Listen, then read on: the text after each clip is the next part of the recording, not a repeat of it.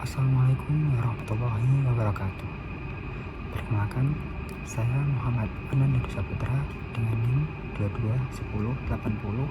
221080-245. Di sini saya akan menjelaskan presentasi materi tentang transfer of training pada mata kuliah pengembangan dan pelatihan SDM.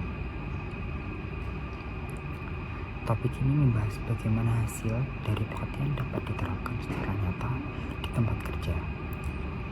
Transfer of training menjadi indikator penting keberhasilan suatu program pelatihan dan pengembangan SDM. Pengertian transfer of training. Transfer of training merupakan sejauh mana pengetahuan, keterampilan, dan sikap yang diperoleh peserta selama pelatihan dapat diterapkan secara efektif dan berkelanjutan dalam pekerjaannya. Artinya, pelatihan ini dikatakan berhasil bukan hanya saat pelaksanaan, akan tetapi ketika hasilnya digunakan dalam pekerjaan sehari-hari. Berikutnya terdapat tujuan transfer of training. Tujuan utama transfer of training adalah meningkatkan kinerja individu dan organisasi.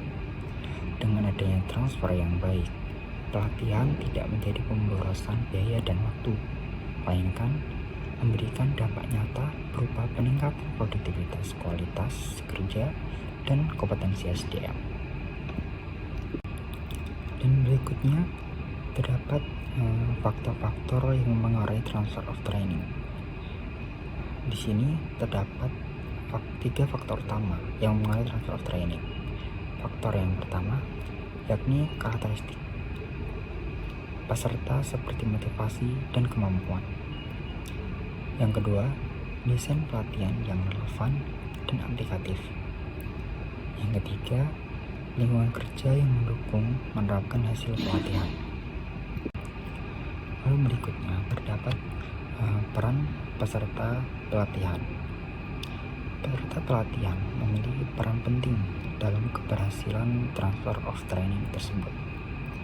Motivasi untuk belajar, kemudian kesiapan menerapkan hasil pelatihan, serta komitmen untuk berbuah menjadi faktor utama agar ilmu yang diperolehnya dapat digunakan secara optimal di tempat kerja. Terdapat juga peran instruktur dan organisasi. Nah, instruktur berperan dalam menyampaikan materi dengan metode yang tepat dan mudah dipahami. Sementara itu, organisasi dan atasan perlu memberikan dukungan, kesempatan, serta umpan balik agar peserta tersebut dapat menerapkan ilmu pelatihan tanpa hambatan. Berikutnya yakni strategi meningkatkan transfer of training. Nah, beberapa strategi yang dapat dilakukan untuk meningkatkan transfer of training antara lain pelatihan berbasis praktik, studi kasus, coaching, dan mentoring, serta evaluasi pasca pelatihan.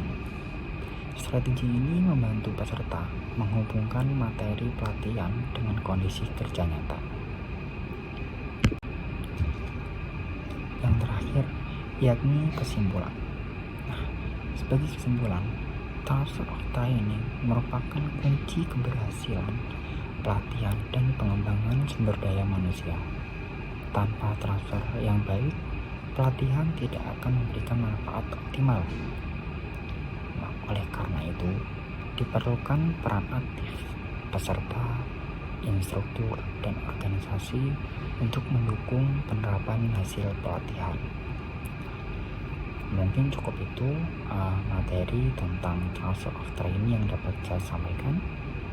Kurang lebihnya saya mohon maaf. Wassalamualaikum warahmatullahi wabarakatuh.